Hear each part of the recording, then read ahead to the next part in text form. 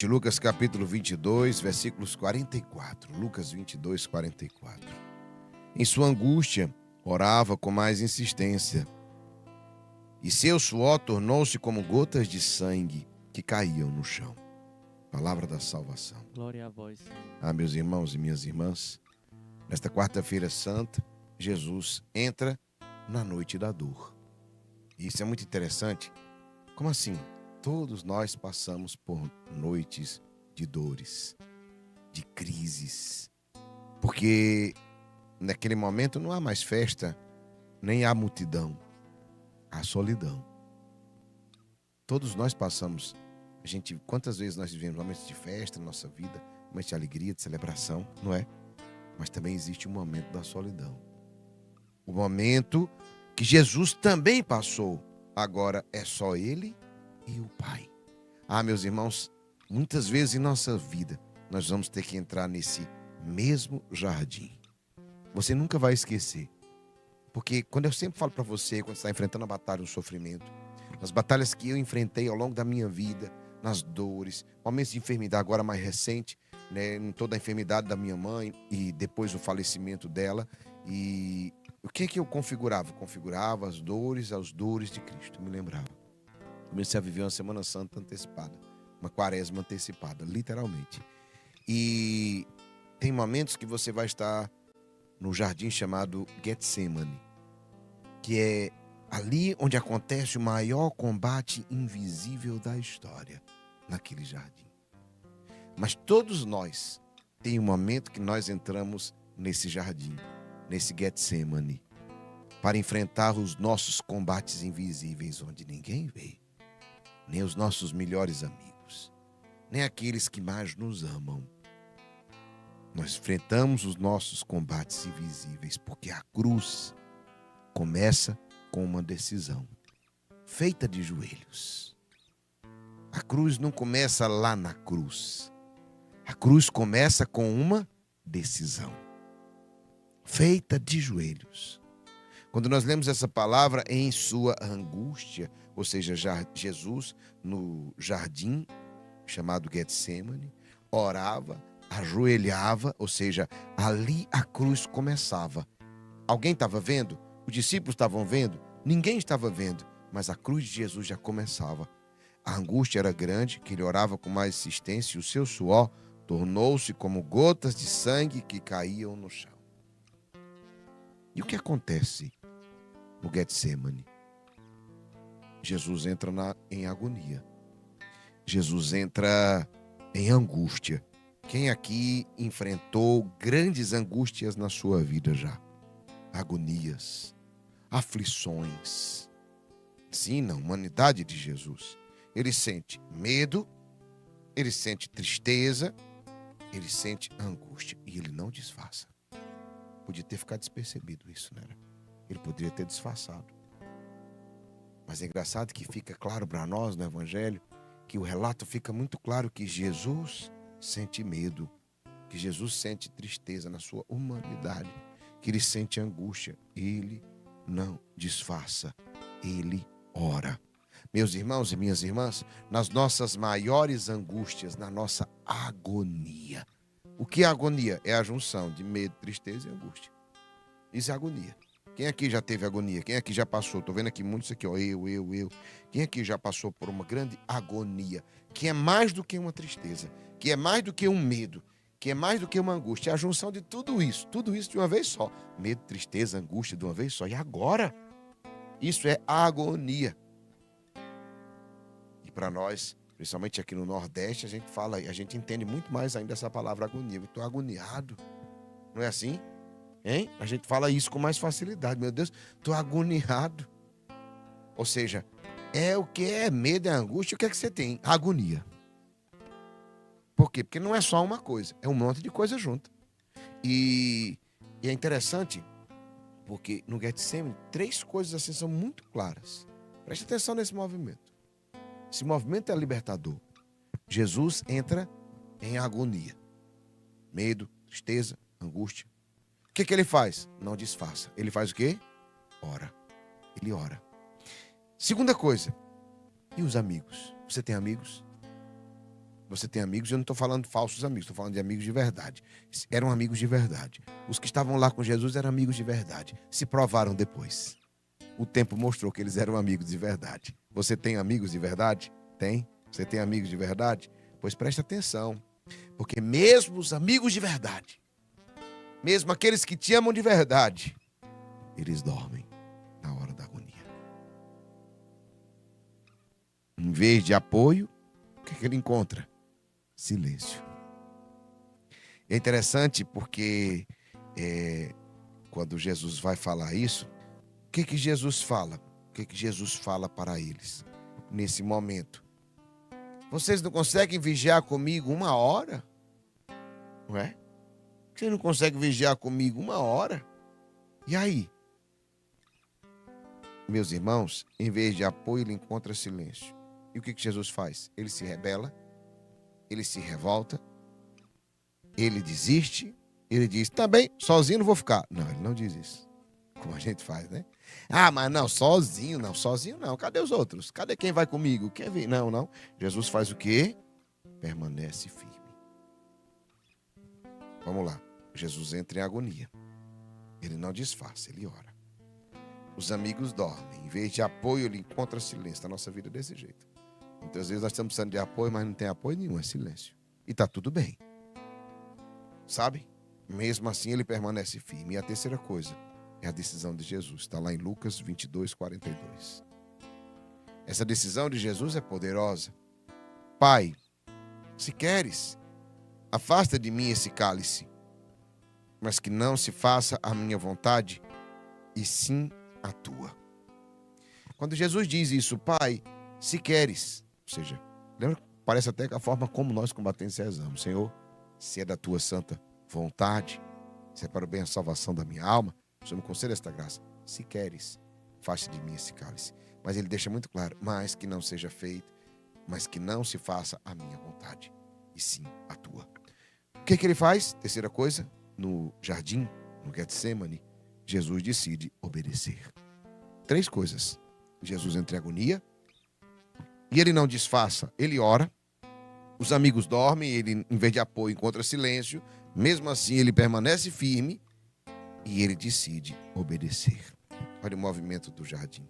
Olha o movimento do combate invisível. No combate invisível, nós temos agonia, não temos ninguém com quem contar, somos só nós e Deus. E qual é a decisão que eu preciso sair no combate invisível? A decisão da obediência. Porque a obediência atrai vitória. A obediência atrai a glória. A obediência traz a ressurreição. Por isso, meu irmão e minha irmã, no grande combate invisível que você enfrenta, no teu jardim do Getsemane, você precisa aprender esse movimento com Jesus. Na agonia, não disfarce, ore. Quando não encontrar apoio, mesmo assim permaneça firme. E decida obedecer. Pois a obediência nos leva à glória, à ressurreição, a ultrapassar a cruz, a ultrapassar a dor. Pega a palavra combatente. A cruz, ela começa antes dos pregos. A cruz começa na escolha feita de joelhos. Foi lá no jardim que Jesus escolheu. Ou seja, escolheu obedecer. E foi lá na cruz, foi lá naquele jardim que começa a cruz de Jesus. O Getsemane não é lugar de glória, mas é onde nasce a vitória.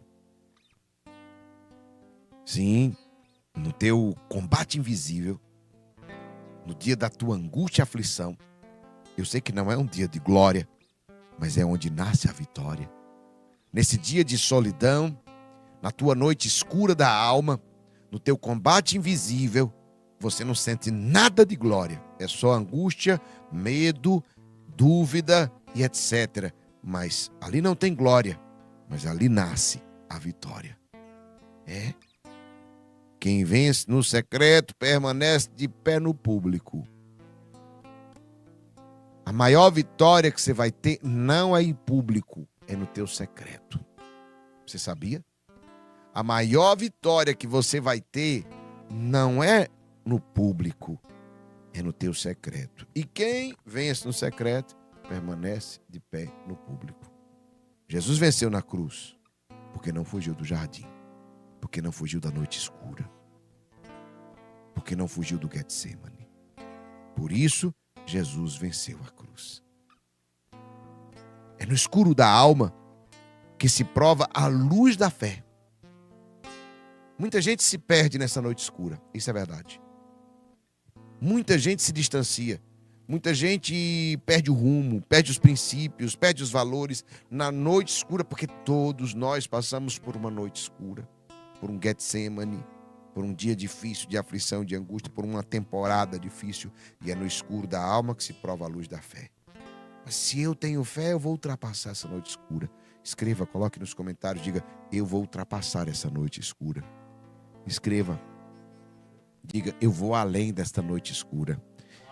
Eu vou permanecer firme nesta noite escura. E é assim que a luz brilha e resplandece em meio às trevas do nosso coração e da nossa mente. Meus irmãos, e o que é que o Getsemane representa para nós? Hein? É o lugar onde nós somos tentados a fugir da vontade de Deus. Lembre-se disso. Boas pessoas, até gente muito boa que eu conheci, se perdeu nesse Getsemane, nessa noite escura, no dia da batalha invisível. Aí a gente disse, fulano, mas era tão bom, rezava tanto, melhor do que eu. Já passou por isso? Melhor do que eu, mas se perdeu. Era. Por quê? Porque nesse lugar, a batalha, cuidado, se você estiver vencendo só para o povo ver, e se você não vencer no invisível, não dá em nada, você vai entrar na estatística. Mas era tão bom, mas era tão isso. E o que houve? O que houve? Não venceu a batalha invisível.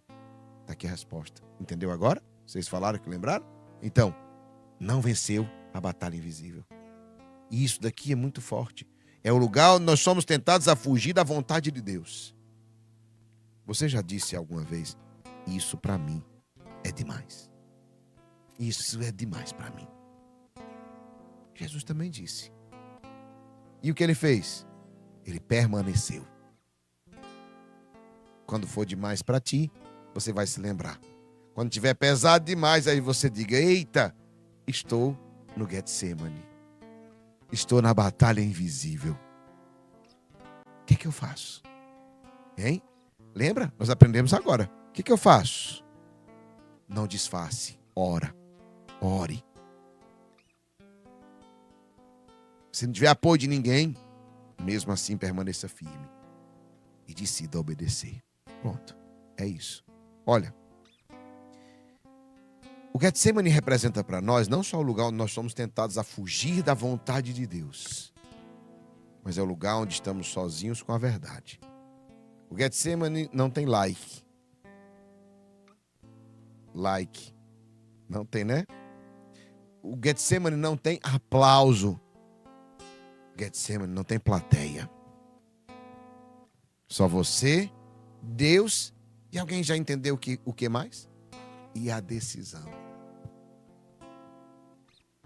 É só você, Deus e a decisão. Jesus poderia não ter aceitado a cruz? Sim. Mas ele decidiu. Meus irmãos, o Getsemane é o lugar onde obedecer custa tudo. Mas também vale tudo. A noite escura. A batalha invisível é o lugar onde nos custa tudo, mas também é o lugar onde vale tudo para nós. Getsemane é o último passo antes da cruz. Quem não passa por ele, nunca chegará à ressurreição. Nunca. Vai passar o resto da vida fugindo da tua cruz. E nunca vai alcançar a glória. Palavra poderosa, meu irmão. De como viver o meu Getsemane. Primeira coisa, identifique hoje sua batalha invisível. Como assim, Geraldinho? Identifique sua batalha invisível. Pode ser um pecado privativo, interno. Entendeu, não? Que não é público. Entende? Em alguns casos pode ser até um pecado público. Porque, por exemplo, muita gente está no alcoolismo, não acha que está no erro, acha.